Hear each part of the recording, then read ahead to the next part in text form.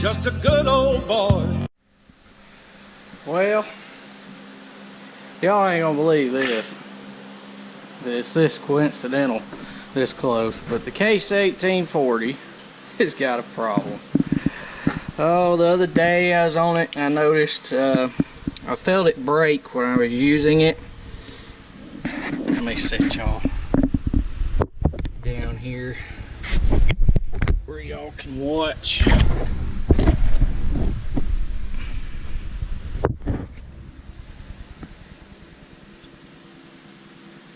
Alright, y'all should be able to see right there. What's happened to this is your auxiliary valve. This thing has a large valve just like the one on the New Holland that I fixed the other day for the boom up and tilt on the booms, but their auxiliary hydraulics are actually on a separate valve that's right here connected to the foot pedals on certain models. Well, you can either get these with foot auxiliary controls or hand. This one has foot. The hand ones are also run off the same valve. What has happened, this is how a valve's supposed to work. So it's supposed to go back on its own. It's all whatnot, okay? The spring, or one of the pieces related to the spring on the inside of this valve, is broken. I felt it break the other day when I was using this loader. This thing should probably go to about there and then come back, but I felt it when I stepped on it. It broke. Wasn't doing anything to it, standing on it or nothing like that. It just broke. And so what I've got to do is do just like I did the other one, except this one should be easier. I won't say it will, but it looks like it should be easier, because you just pull this bolt out and then there's 4 hydraulic lines that's right here, easy to get to, that you unscrew and take off, and then you pull this pin out, and then that little, it's just a little bitty valve and it just comes right off, and then I can rebuild it, hopefully, if I can get the parts. I did go on the Case's parts website. They have one just like New Holland does for their industrial stuff. Looked up what's actually in here. It's pretty straightforward and simple. I cannot buy the valve. They do not have the assembly available, but they do have some of the parts available that goes on the inside of it. So hopefully what's broken is something that I can get for this thing. These 1840s were built from, I think it said 89 to 2001 is what is the year models for these 1840s. This was one of the last ones they built, if I'm not mistaken. No, it ain't got a date on there. I believe this was a late 90s, really late 90s to early, one of the early 2000 ones that they last built for these. So this one here has got a little age on it. The New Holland track loader though is the 2007 model. It is quite a bit newer, but hopefully I can still get the parts for these, and then I've got to find a dealer to get them from, because all our Case dealers are gone, all our New Holland dealers are gone that's close by anymore. I might know of one.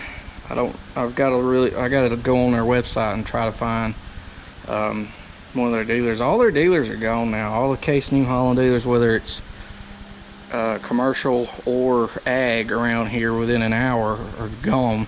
They've all closed shop and left, or their dealers quit them. So it's getting to where it's a pain just to get parts for these things anymore, as far as the drive, and then you got to get them mailed, and that costs extra money, and it's everything else. So whoops. Let's start tearing this thing down. Hopefully y'all can see what I'm doing. Fixing to do these lines on this loader. That way I can get this valve out, take it apart, figure out what I gotta have, and then in the morning I can call and order what I need. get it on the way. We had bad luck. We went and I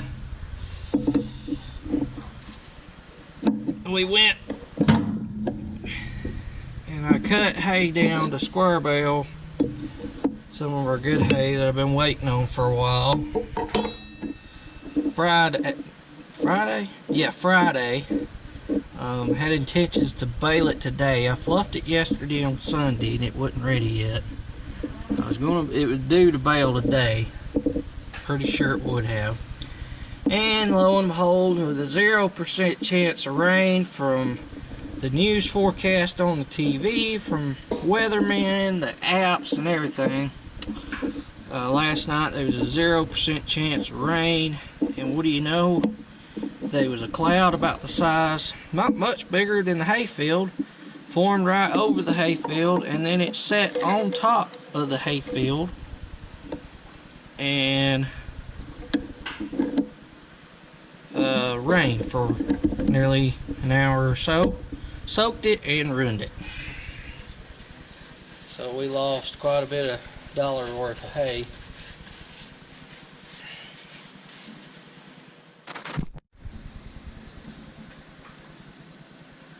Yeah, it soaked a lot of good hay. Ruined. I only cut half of a field. It had a cross fence in the center of it. The field did, and I only cut half of it because I was afraid that might happen. The way the weather had been lately, and we lost half the field, which it was some of the prettiest hay I'd cut all year. Very bummed out about it anyway. Not one of the funner times in the hay business when that happens, but it comes with it. They hollered rain, chance even thunderstorms every day with 10, 20, 30% chance of rain. Then we finally get a decent forecast of no rain, or 40% last week. Didn't rain a drop all week. Then we finally get a decent forecast for no rain at all, 10 to 0% chance nearly every day but Saturday. We got through Saturday, which was the day they was all saying if it was going to rain, it's going to rain. Nothing. Then Sunday night at 11, 12 o'clock, it rained when there was supposed to be absolutely no rain. 0% chance by multiple sources. I wanted to cry, but you can't do nothing about it. But we got it baled. I went and fluffed it out this morning, let it sit for a few hours, and we went back and baled it late this afternoon. Now I got back and doing this.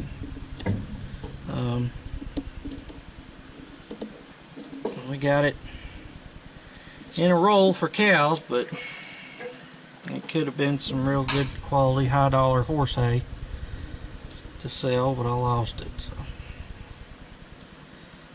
I keep hoping this weather is going to normalize so I can actually get some of this good quality done before it gets bad, because the age is just not wanting to cooperate. We'll have to talk to the good Lord a little bit and try to figure out what the problem is, because I need a break right now. This thing's tore up, and then I ain't just picking on it. The only case of New Hollands, the other ones are give trouble too. John Deere backhoe, the D-clutch button has been sticking on it, so I'm probably going to have to put one of them on it eventually, which I'm dreading. And the chrome, it's got the seal bad. That's it for right now. We have been fighting the AC on that white pickup truck we've got, 3/4 ton Chevy, trying to get it to where it'd work. Hadn't been having a whole lot of luck as of late. Where's a big one?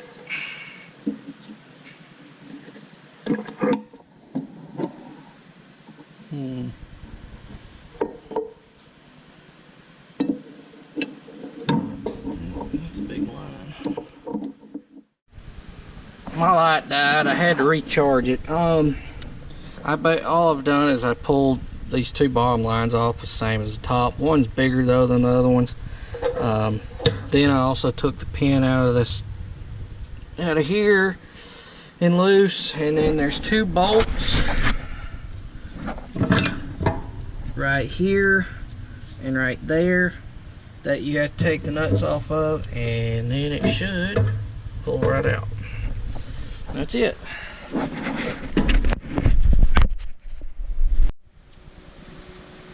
Well, this is going to be a quicker video than I thought. This is going to be probably one of the easiest diagnosis of what's wrong with something I've had in a long time. Yeah, I don't think it's supposed to do that. Found bits and pieces. Apparently the cap busted. The way this thing works, or the way these works, is supposed to have a cap, kind of looks like this on the back side. This is the one off the New Holland that I got new. This is the old one. It will not fit this, if you're wondering. But it's supposed to come up right here, and then there's supposed to be the back half here, and then there's a spring right here, and this meshes up against the back of the cap right there, and as you push this way, it compresses this spring, and that's what returns the valve back to shut. But the cap that's on here is broken all pieces, and there's more pieces than that in the bottom, but that was the biggest one I found, and it is completely broken off. You can see it's just cracked and come apart. So yeah,